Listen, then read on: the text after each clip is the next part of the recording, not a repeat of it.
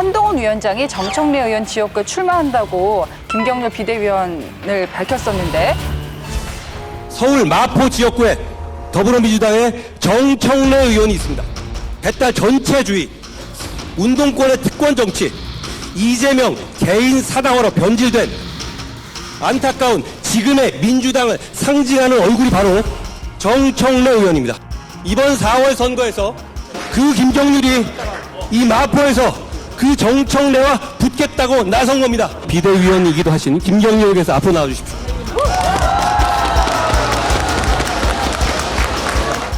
낡은 시대와 이념을 청산하라는 과제를 주신다면 저는 기꺼이 받아들이겠습니다. 마포에서 우리 국민의힘에게는 험지라는 말이 사라졌습니다.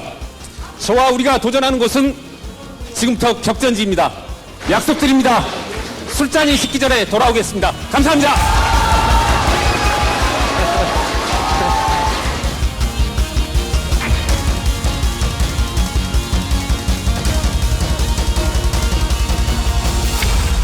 김경률 그 회계사는 비대위원은 조국 장관 때 문제 제기도 했고 그다음에 쭉 참여연대에서부터 쭉 해서 온 게 있잖아요. 네. 다른 사람들은 얘기를 못해도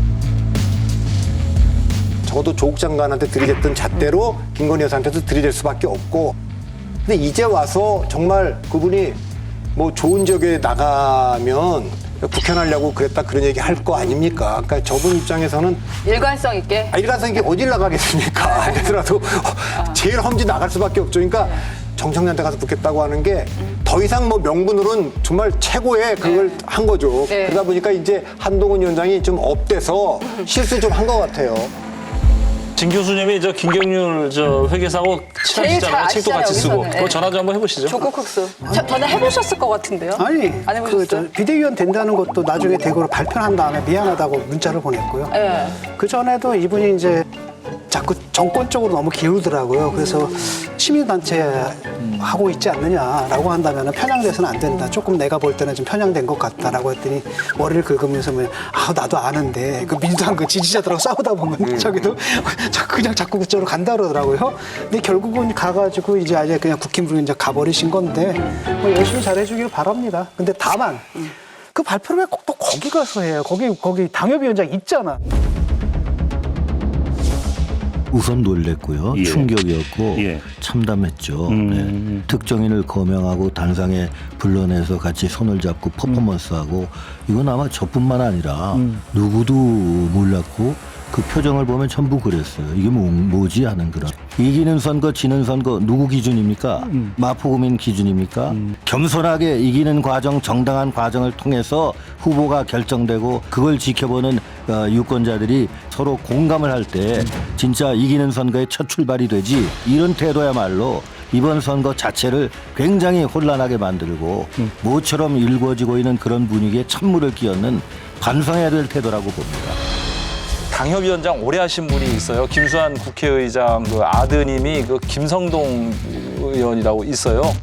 그분하고 같이 이렇게 소개를 해야 되는데 한동훈 위원장이 피를 받으셨는지 갑자기 이렇게 오바를 하신 건지 김성동 그 당협위원장에 대한 배려를 깜빡한 것 같습니다. 제가 추정은 그래요. 근데 마포에 출마하라고 한동훈 위원장이 먼저 권한 건 아니에요.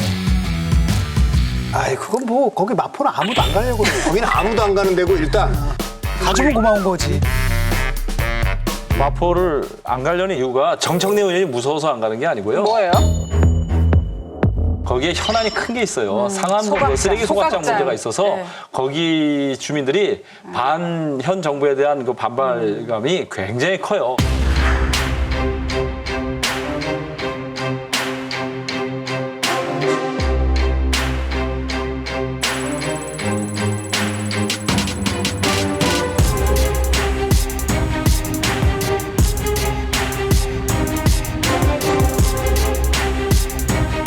그래서 누가 가도 거기는 그 국민의힘 후보는 사지가 되는 거예요. 그 인천 계양을에서도 똑같은 상황이 또 연출이 됐습니다. 여러분, 설명이 필요 없는 우리의 원희룡입니다.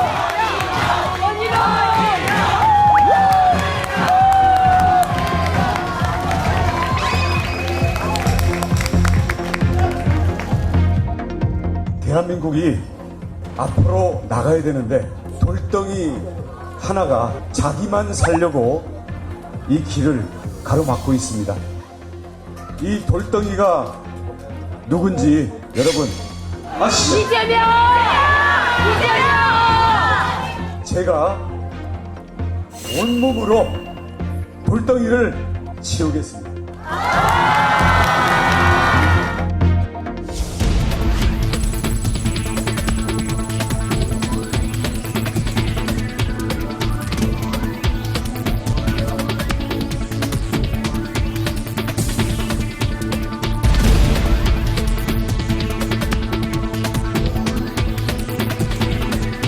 이 부분에 대해서는 어떻게 평가를 하십니까? 문제가 없다고 보시는 중에 해프닝이다. 뭐 어떻게 봐야 근데 될까요? 공천 때는 예. 아마 이제 원희룡 장관은 정치했던 분이기 때문에 아마 그 윤영선 위원장이죠. 그게 아마 소통을 했을 거예요. 양해도 좀 구하고. 그러니까 제가 그 윤 위원장이 고생하고 다 안다. 근데 거기 아마 이재명 위원장이 끝까지 못 나올 거다. 제가 그냥 그분이 연동돼 있는 거야. 그분이 거기 안 나오면 제가 거기 나가겠냐. 그럼 다 그 말씀드리고 상해 드리겠다. 이렇게 했을 텐데 한동훈 위원장은 이 경험이 없다 보니까 네.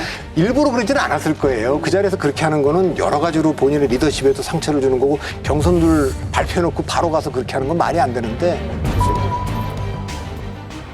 근데 제가 이거에 대해서는 좀 말씀을 드리고 싶은데요. 아무리 그 국회의원이 아닌 지역위원장이라고 하더라도 지금 계양을도 그렇고요.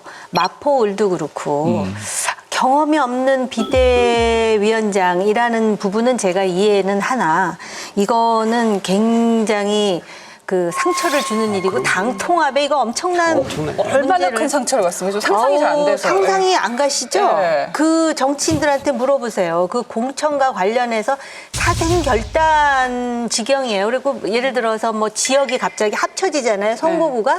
평소에 굉장히 점잖으셔갖고 젠틀맨이 별명이었어요. 근데 국회 그 지하 주차장에서 난동 부리는 국회의원도 봤어요. 그 세계에서는 이게 어떻게 보면 자신의 육신의 삶과 죽음보다 더 이게 중요하다고 생각을 하는 거예요. 그런데다가 또 한 사람이 있어요.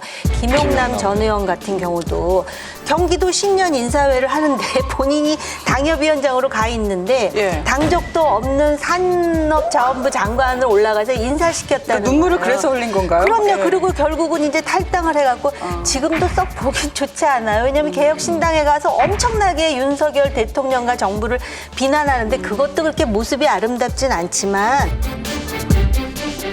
제가 놀란 거는 한동훈 위원장이 절대 사과를 안 하고 자기가 그 부분은 실수했다는 인정을 안 하더라고요.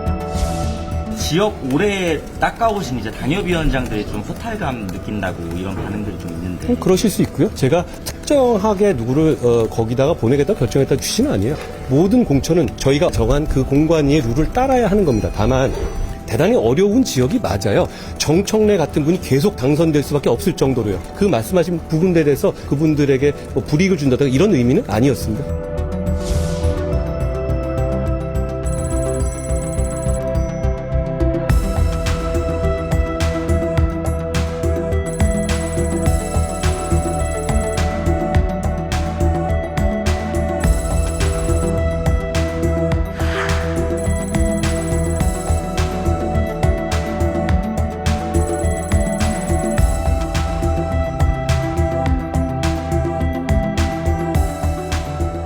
그 마음의 상처라는 거 있잖아요. 제가 주변에서 보니까 이거 굉장히 오래 가요. 특히 정치판에서. 그리고 상처를 받은 분들은 지금은 뭐 조용히 있을지 모르지만은 아마 두고두고 이렇게 씻고 저렇게 씻고 그럴 거예요. 그러니까는 이 정치권에 있는 사람들이 굉장히 어떤 면에서는 조심스러울 때도 많거든요. 보통 옛날 여당 같으면 좀 좋은 자리에 좀 차간 자리에 좀 나가 계시면 저희가 좀 이렇게 뭐 이렇게도 하지 않습니까? 모양 안 빠지게 했어야 된다는 예, 근데 저는 잘 모르겠어요. 위원장들이 왜 그런지 모르겠는데 지상욱 위원장도 갑자기 저기 불출마 선언을 해서 깜짝 놀랐는데 예의를 갖춰가면서 배려해주면서도 얼마든지 할 수 있는 건데 여당이기 때문에 할 수 있는 게 많거든요.